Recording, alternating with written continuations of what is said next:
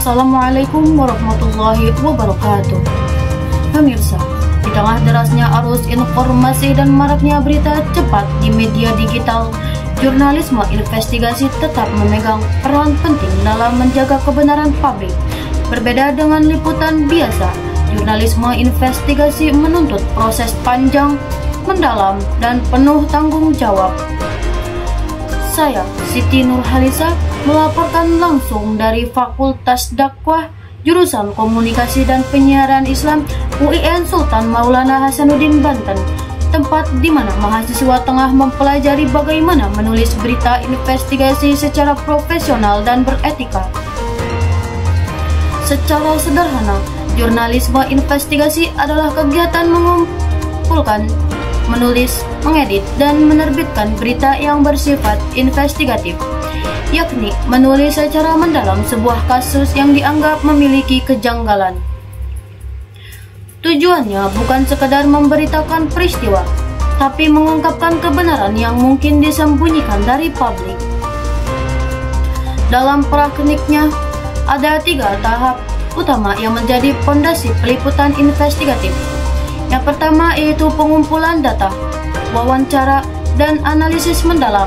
Tahap ini menuntut ketelitian, ketekunan, dan integritas tinggi dari seorang jurnalis. Dari hasil pengumpulan data, jurnalis melakukan verifikasi melalui berbagai sumber, baik dokumen, data publik, maupun narasumber langsung. Selanjutnya dilakukan analisis untuk memastikan bahwa setiap informasi benar-benar valid dan memiliki nilai berita. Dalam dunia profesional, jenis-jenis liputan investigasi juga sangat beragam, mulai dari investigasi kriminal dan korupsi, lingkungan hidup, kesehatan dan keselamatan publik, hingga bidang kekuasaan dan politik. Tak kalah penting, ada pula investigasi sosial, hak asasi manusia, serta isu bisnis dan keuangan yang sering menjadi sorotan besar di media nasional. Setiap berita investigasi memiliki struktur yang jelas agar laporan yang disajikan sistematis dan mudah dipahami. Strukturnya dimulai dari pengenalan isu atau lead yang menarik perhatian publik, kemudian diikuti dengan perumusan masalah sebagai fokus penelitian awal. Setelah itu, dilakukan proses pengumpulan dan analisis melalui wawancara, dokumen, dan data-data lapangan. Tahap berikutnya adalah penyajian naratif, di mana jurnalis menguraikan kronologi dan logika bukti dengan bahasa yang jelas dan faktual. Terakhir, laporan ditutup dengan penekanan pada dampak sosial dan rekomendasi perubahan agar hasil investigasi tidak berhenti pada temuan, tetapi mendorong perbaikan di masyarakat.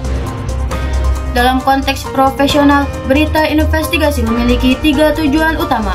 Pertama, mengungkap kebenaran yang disembunyikan. Kedua, mengontrol kekuasaan agar tetap transparan. Dan ketiga, mendorong perubahan sosial melalui informasi yang berbasis bukti. Proses produksinya pun terbagi menjadi 3 tahap: praproduksi, produksi, dan pasca produksi. Tahap praproduksi meliput perencanaan, riset, dan pembentukan tim liputan. Tahap produksi mencangkup peliputan di lapangan, wawancara, dan dokumentasi publik. Sementara pasca produksi melibatkan proses penulisan, penyuntingan, serta pengecekan fakta akhir sebelum berita dipublikasikan. Dari keseluruhan proses ini dapat disimpulkan bahwa jurnalisme investigasi memiliki peran strategis dalam menegakkan keadilan publik. Melalui kerja sistematis, skeptis, dan independen, jurnalis membantu masyarakat memahami realitas sebenarnya di balik berbagai peristiwa.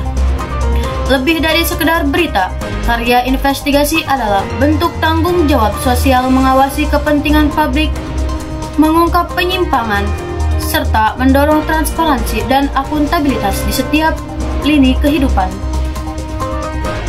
Jurnalisme investigasi bukan pekerjaan mudah, dibutuhkan ketelitian, keberanian, dan kejujuran untuk menelusuri kebenaran yang kadang tersembunyi di balik tirai kekuasaan.